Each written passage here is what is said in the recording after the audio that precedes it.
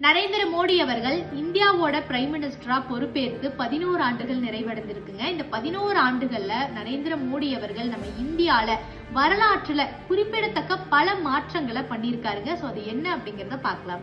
India பொருளாதாரத்துல 2014ல 10வது இடத்துல இருந்தோங்க. இன்னைக்கு 4வது இடத்துக்கு முன்னேறிக்கிறோம். மேக் இன் இந்தியா அப்படிங்கிற திட்டத்து மூலமா நமக்கு தேவையான பொருட்களை நம்மளே தயாரித்துக்கிறோம். எடுத்துக்காட்டுக்கு ரஃபேல், பிரமோஸ் இதெல்லாம் சொல்லலாம். வந்தே பாரத் ட்ரெயின் ரயில்வே துறையில ஒரு மைல்கல் அப்படின்னு சொல்லலாம். டிஜிட்டல் இந்தியா, யூபிஐ பேமெண்ட் ஆரம்பத்துல இதெல்லாம் சாத்தியமா அப்படின்னு யோசிச்சோம்.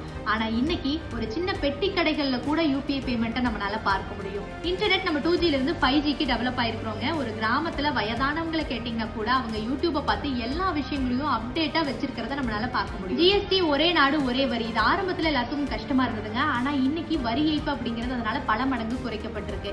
இந்தியா வந்து டிஃபென்ஸ்ல உலக அளவுல 4வது இடத்துல இருக்கிறோம். ஸ்பீட் growthம் நம்ம டிஃபென்ஸ்ல இருக்கிறோங்க. அக்னிவீர் அப்படிங்கிற திட்டத்தின் மூலம் பெண்களுக்கு வந்து ராணுவத்துல வந்து முக்கியத்துவம் கொடுக்கப்பட்டிருக்கு.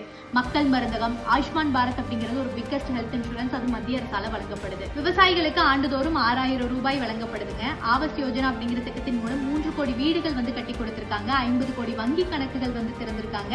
இளைஞர்களுக்கு வந்து start up India, stand up India அப்படின்னு பல விதமான திட்டங்களை கொண்டு வந்திருக்காங்க. பெண்களுக்கு வந்து உஜ்வாலா அப்படிங்கிற யோஜனா திட்டத்தின் மூலம் இலவசமாக கேஸ் சிலிண்டர் வழங்குறாங்க. புதிதாக தொழில் வந்து தொடங்கணும் அப்படின்னா பெண்களுக்கு வந்து முத்ரா கடன் திட்டம் வந்து வழங்கப்படுதுங்க.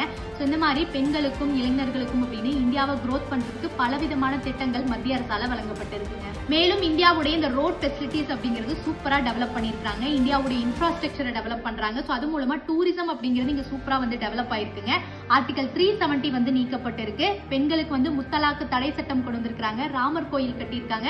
சோ இந்த மாதிரி இன்னும் மேலும் பல திட்டங்கள் இந்தியாவுடைய வளர்ச்சிக்காக பிரைம் மினிஸ்டர் நரேந்திர மோடி அவர்கள் இந்த 11 ஆண்டுகளில் கடும் முயற்சி செஞ்சிருக்கிறாருங்க. சோ இன்னும் பல திட்டங்கள் இருக்கு. அதெல்லாம் அடுத்தடுத்த பதிவுகள்ல பார்க்கலாம்.